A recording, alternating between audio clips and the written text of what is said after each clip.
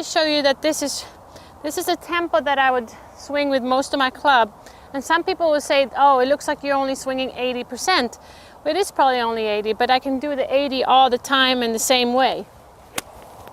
But I'm gonna make sure I make a good solid turn and then swing through.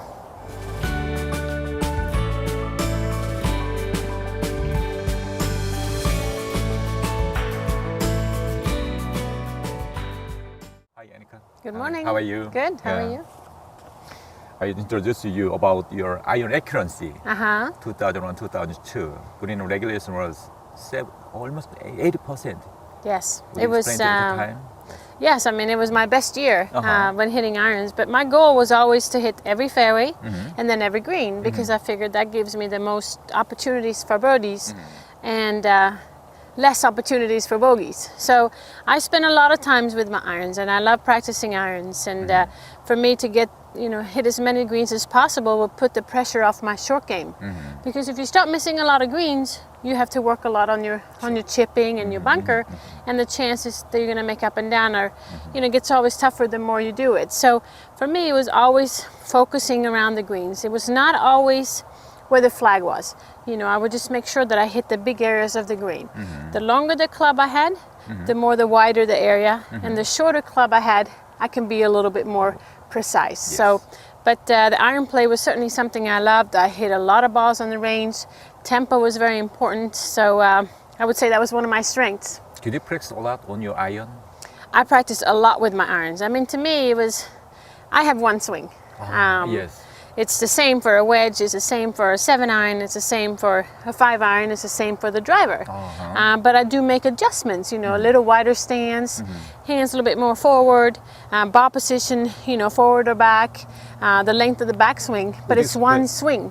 Would you explain to my Korean fan about one swing with fundamental thing? Yes. With iron, right? Yes. Well, first of all, with the irons, I always say that the ball position with the wedge would be in the middle, and the longer club I use, the more forward to my left foot I would move the ball position. So what that means, if I have a wedge, it's in the center, and if I have a 5-iron, the ball position goes a little bit more forward. And why I would do that is because when you come down to the ball, you obviously have loft on the club, but when you have a 5-iron, it's a left loft, so you want to sweep the ball more off the ground, but when you have a wedge, you hit down on it and the ball pops up. So that little adjustments is what I did with the irons. Again, the grip is the same as I do with the woods. The setup is very similar. You want to make sure you have a very athletic setup. You know what I mean by that? You want to flex your knees a little bit. You want to have a solid foundation. You want to make sure that your arms are hanging loose from your shoulders. And again, you want to make sure you grip the club hard, but not too hard, because you don't want to have tension in your wrists and in your forearms and your shoulders, because if you have a lot of tension, it's very hard to turn your shoulders and making a good backswing. So let me show you here. This is a 9-iron I have. I have the ball position a little bit more in the center. I'll take it back, and tempo is all I care about. I'm going to make sure I make a good solid turn and then swing through. Good shot. Thank you. And as you can see, it's very important to shift the weight from the right side over to the left side, and you want to finish in a straight position. Let me try that again. Make sure you take a complete backswing with your shoulders. Accelerate through. And hold your finish.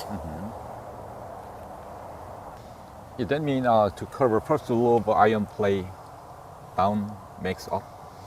So explain about that. Yeah, down makes up. What I'm trying to explain is that you want to make sure that you hit down on the ball and then the ball goes up. I see so many people, they try to scoop the ball up instead of letting the club go down and then it goes up. And therefore, when you hit down on the ball, you want to hit the ball first, and then afterwards you hit a little divot. So let me show you what I mean. It's all taking care of itself. Back, hit down, and the ball goes up. Divot in front of the ball, right? Yes, absolutely. You want to make sure that the divot comes slightly after the ball, because you want to make sure you hit the ball first. Because if you hit the ground first, you're going to have a tendency to hit the ball a little thin. So I'm driving it down, divot, coming through. Nice. Again, the irons was really, I would say, my strength in my game. I practiced a lot of irons, and I practiced everything from the pitching wedge up to the 6-iron, but the tempo was really important for me, and that's something you're going to see when I swing. Doesn't matter what club it is, the tempo is so important. And what that does, obviously it's easy for me to come into the ball consistently, but also help me with my accuracy on the distance. You know, one thing is to hit the ball straight, but do you know exactly how far you hit it? Do you know that you hit your 9-iron 130 yards? Do you know that you hit your 6-iron 160? And the thing is, if you swing consistently, that's going to help you with your distance control. And when you're playing on a, you know, in a course where there's maybe a bunker in front of the green, or if there's a lake in front, you really need to trust your distance. You really need to trust, you know, the accuracy of your irons, and not stand over the ball and feel like you have to push a little extra or swing a little softer because you don't know exactly how far you hit it. So let me just show you that this is a tempo that I would swing with most of my club. And some people will say, oh, it looks like you're only swinging 80%. Well, it is probably only 80, but I can do the 80 all the time in the same way. Nice shot. Thank you. So you do all the time 80% of your power?